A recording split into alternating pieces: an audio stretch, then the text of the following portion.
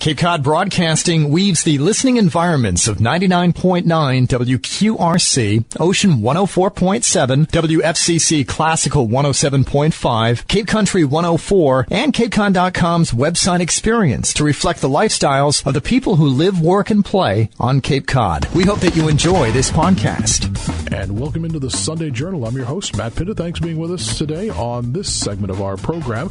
We get together each week to talk about issues facing Cape Cod, the islands, and all of southeastern Massachusetts. Welcome into the Sunday Journal.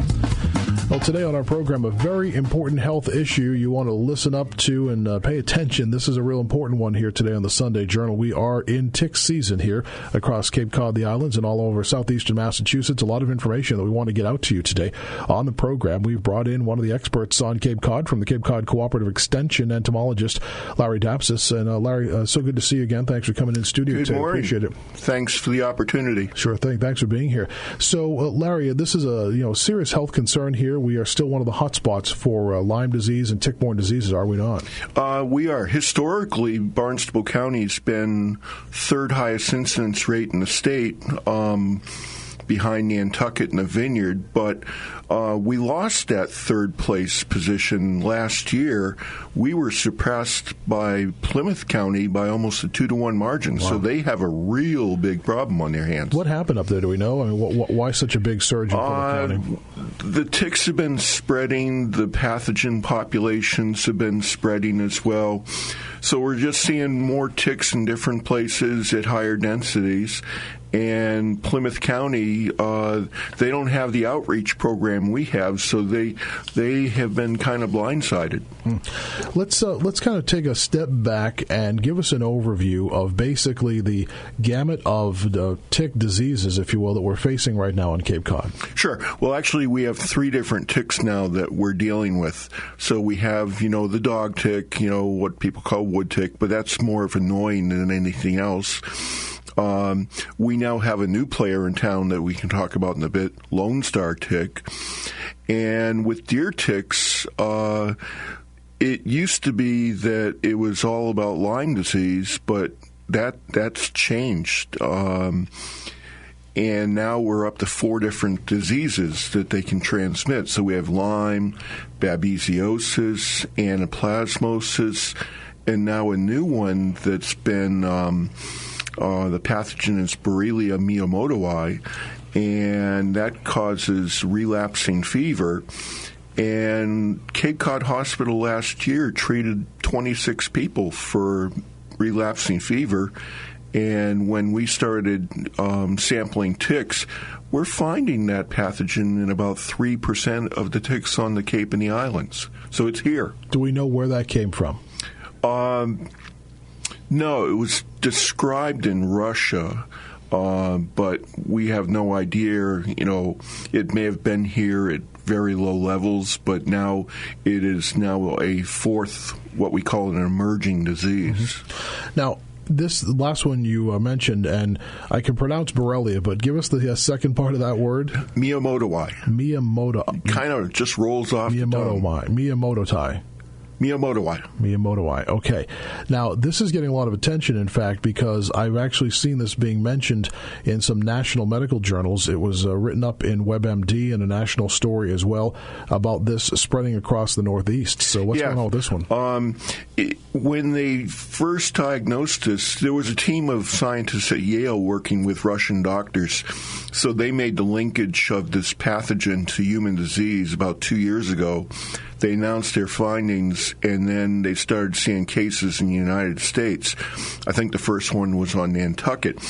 And this disease was being misdiagnosed all along as anaplasmosis.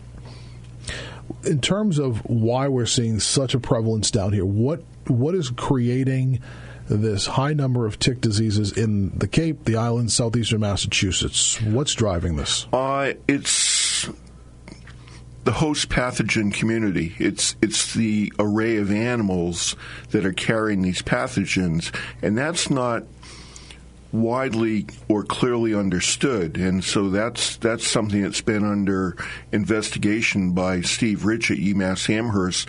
They've been doing small mammal trapping the last couple of years to try and find out where these pathogen reservoirs are. What is? Let's talk a little bit about what you're doing and your role as an entomologist with the Cape Cod Cooperative Extension. And for some of our listeners who may not be familiar, tell us what the extension is all about. We're an outreach-driven program, so I work on the research and outreach of the prevention of tick-borne diseases. We just wrapped up a project last year that was funded by the EPA to see if we could reduce tick populations on an area-wide basis by feeding deer and treating them with a pesticide on their necks. We didn't get the results that we were really looking for. So our focus now is education on preventing the tick bite in the first place, because I tell people, because I try and scare people somewhat, and I'm quite good at that by now. And I tell people that if you get a tick bite and you're not feeling good and you go into a doctor's office, the outcome is not certain by any stretch. One thing I've heard over the years of covering this is that, especially for people sometimes who vacation here, let's say you're here from, I don't know, just, you come here from Illinois with your family or what have you, and perhaps you or one of your kids gets a tick bite, and you go home and you start to exhibit the symptoms of a Lyme disease type thing. A lot of the doctors outside of this area just don't even know about it or aren't familiar with it. That's absolutely true. Talk about that. That's a big problem. I mean, Lyme, if you look at the predominance of cases, Lyme is endemic in 14 different states, and they account for 95% of all cases of Lyme. But if you look at the distribution map of cases, it's been found in 49 out of 50 states. So one of the problems is that if you're in an area, say like Kentucky, and you contract Lyme disease, it's likely you're not going to find a doctor that's really going to be in a position to recognize it. Because what might happen, and again, correct me if I'm wrong, kind of a scenario, if you will, you come back from vacation, then a few days, weeks later or so, you start to feel sick, maybe you have those flu-like symptoms, and I'll have you talk about some of the symptoms in just a moment. You go to your doctor in Kentucky, and your doctor says, you must have the flu or you have a cold, and then it goes on and on and on.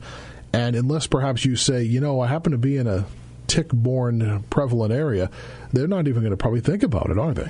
Yeah, it's even a problem here, misdiagnosed. Is it really? Lyme disease is one of the most misdiagnosed diseases on the books. Depending on the background of the attending physician, they might look at you and think fibromyalgia, multiple sclerosis, rheumatoid arthritis, or that you're crazy. And I've heard that before, that some people have said that they've gone to their doctors multiple times, and their doctors have said, you're okay, you just kind of have to get over it, and that's a big problem. It's a huge problem, because if it's misdiagnosed and not treated properly, I'll tell you that my public presentations that I do quite often, the title of them is Deer Ticks, One Bite Can Change Your Life. And that's absolutely true. Why is it so misdiagnosed? Even here, where we know that it is prevalent, why is it so misdiagnosed? One of the biggest problems with this is the diagnostic test for Lyme disease. What they're using right now is unreliable. You can get false positives, false negatives, so it can be very, very misleading. Why is that? I mean, what's the medical background, I guess, to it? Is what is making this so difficult? There just hasn't been enough research into it yet? Or it really needs to be researched more in depth than it has been. There's no national scope plan from either NIH or the CDC that really is bringing this to bear on how to properly diagnose and test for this. Do we see it anywhere else in the world at this prevalence? Lyme has been found in 80 different countries around the world. So it's throughout Europe, Western Asia. It's even found down in Australia. Now, is it true that its origin does go back to Lyme, Connecticut for the most part, or some of the origins of it? No, well, that's the conspiracy theory. I mean, if you want a real page turner, read the book Lab 257 that alleges that This is an escapee from Plum Island, which housed a USDA vet infectious disease facility as well as a biological warfare military facility. But if you really look at the data carefully, National Geographic funded an expedition that people might remember about the Iceman. Mm-hmm. And this was a person that they found in the Italian Alps, and they dated his body to be 5,300 years old. And one of the things they did was they did an autopsy. And they discovered that one of the afflictions that this man had, he had Lyme disease. Really? So this thing, and actually there's a entomologist at Oregon State University, George Poinar. He's kind of like a Jurassic Park entomologist. He studies bugs in amber. And he found a tick in amber that was basically 15 million years old, and he found evidence that it contained the Lyme disease spirochete. Wow. So this has clearly been around a long time, obviously. Long time. Let's talk about some tips now, because people have been listening. We've been giving them kind of the scientific, the background, but I know that many listeners may be saying, what do I do? How do I avoid this? So let's talk about that. There are people that ask me, Larry, should I just stay in the house? Exactly, yeah. And I say, no, you want to enjoy the outdoors. I tell people, don't fear your environment, but definitely understand it. In our program, we pitch this as a 3-phase protection plan. Protect yourself, protect your yard, and protect your pets. And let's go through each of those then a little bit here. Let's start with basically protecting yourself first. Sure. When you come in from an outdoor activity, definitely tick checks. First thing you should do when you get in the house, throw your clothes in the dryer for 20 minutes. Ticks aren't that tough when you give them a little heat and drop the humidity. Okay? One of the things we talk about a lot in our program is the use of repellents. And when I initially have these discussions, when you say the word repellent, the word association generally is products like off that contain DEET. Mm-hmm. But I tell people repellents come in 2 different flavors, so to speak. So you have the DEET-based repellents, and that's for treating exposed skin. And all that means is the tick is not going to bite you where the DEET is, but that tick just might keep crawling until it finds a spot where there's no DEET. The other repellent is for treating clothing, including footwear, that contains the active ingredient permethrin, okay? This is the most effective tool in the box. When I was doing research initially on this product, I found that if a tick is on a permethrin-treated fabric surface for 60 seconds, on average, that tick is dead in 9 minutes. Wow. I wear it year-round, and I've not got a single tick bite, and I'm the crazy guy going out looking for them. So how does that work then? You spray it on your clothes? Or? Yes. You treat your clothing, you put your, pants and socks on a clothesline or over a porch rail, put your shoes on a deck. You spray them until they're slightly damp, let them dry, and you're good to go. And when you treat clothing, it'll keep its activity through 6 washings. Oh, I was going to say that. So you can actually, you don't wash it once and then lose the effectiveness. Exactly, because permethrin's not that water soluble, and I treat my footwear probably about once a month. And it's safe for the person as well. It is. It's actually the same active ingredient that you would treat a kid for head lice. Oh, interesting. All right. So what about the animal aspect? I don't have a dog, but I know when people, their dog comes in and they see a tick on it, and, obviously there's concern. So can that tick that's in the dog have Lyme disease, number one? Does the dog get Lyme disease? And if you pull it out and you get on the tick, can you get Lyme disease? Sure. Dogs can get anything we can get as far as tick-borne illnesses. In fact, Lyme disease in dogs is very, very common. Mm-hmm. Ironically, there's a vaccine for dogs to prevent Lyme disease, but not for people. How's that possible? How'd that work out? There used to be a vaccine on the market, and the pharmacy withdrew it, I think, back in 2002. Interesting. Larry Dapsis is my guest today on the Sunday Journal. If you're just joining us, he is an entomologist with the Cape Cod Cooperative Extension, and we're talking about all things tick-borne disease, if you will, Lyme and other. And to recap, as Larry said, we now have 4 types of ticks, 4 types of tick diseases. Well, 3 ticks. 3 ticks, 4 types of tick diseases right now across the Cape. And as people are listening to this, they're thinking, and as you mentioned it a few moments ago, though, Larry, like, should I not go out? Should I not go to the beach? So, again, common sense precautions are pretty much going to take care of you. It's what I'm hearing. Sure. You just need to be vigilant and pay attention to the fact that, a lot of people are kind of on the impression this is only, happens during warm weather.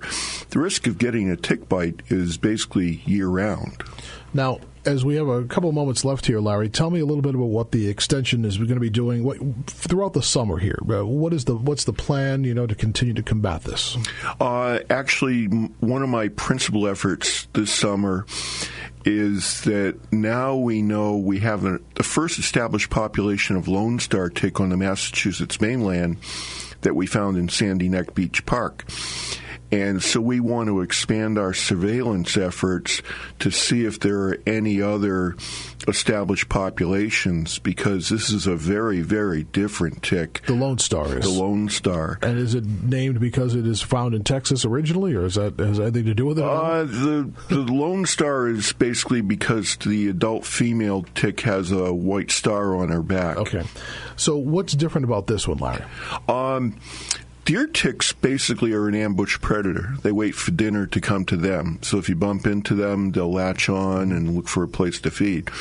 Lone Star ticks have very good vision, and they can run. They will chase you down like a coyote on a bunny. So that's a big difference then that you need to be aware of. Yes, and they have their own set of diseases. They don't transmit the pathogen that causes Lyme, but they can cause ehrlichiosis, tularemia, and what they have recently discovered is the bite of a Lone Star tick can give you an allergic response to red meat consumption. Oh. And that can range anywhere from hives all the way to anaphylactic shock. I don't want to hear that. I like to eat meat. Well, actually, if you look at the glass as half full, it could be a boon to our Cape Cod shellfish industry. There you go. Good point. Larry, is there a resource that the extension has? If people would like some information, websites, etc.? If you go to our website, there's a staff directory. The best way to do this is to give me a call or send me an email. And so we are basically a resource for the general public. Can we give out your number? Absolutely not. No, my number is 508-375-6642. All right. Larry, this is very important information. We certainly appreciate you being with us today on the Sunday Journal, and I know you'll be very busy throughout the summer dealing with all these tick issues, and we'll be in touch. We'll have you back in again soon to talk about this. I appreciate it very much. Excellent. Thanks for the opportunity, and good to see you again. Thank you, Larry. Larry Dapsis, our guest today on the Sunday Journal. Thanks for being with us on this segment. I'm your host, Matt Pitta. This podcast is a presentation of Cape Cod Broadcasting, which is solely responsible for its content. Thank you for listening. For more information, please visit us at capecodbroadcasting.com.